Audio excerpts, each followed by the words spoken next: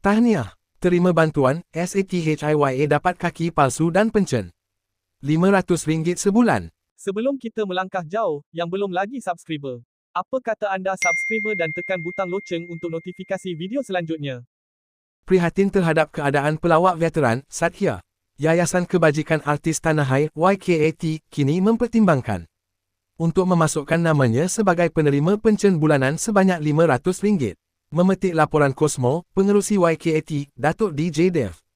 Berkata Sathya, atau nama sebenarnya Sathya Priyasami, 62. Layak menerima bantuan itu selepas kaki kirinya terpaksa dipotong akibat komplikasi kencing manis. Sejak 14 tahun lalu, YKAT telah menyalurkan pencen bulanan RM500 daripada tabung yayasan kepada penggiat seni yang layak, termasuk Zaitun Samaon, Mat Sentul, Zainal Rampa, Alfred Ho, Dari Sam dan beberapa lagi artis veteran.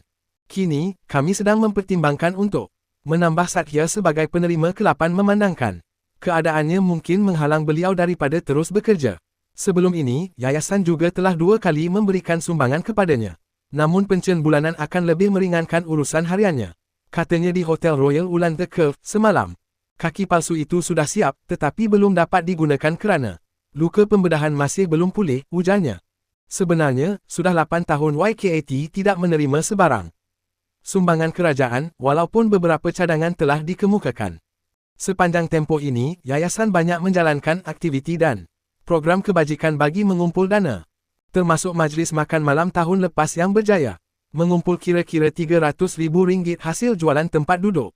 Dana itu membolehkan kami meneruskan pelbagai program kebajikan, termasuk sumbangan musim perayaan dan bantuan berkala kepada penggiat seni yang ditimpa musibah, tambahnya lagi.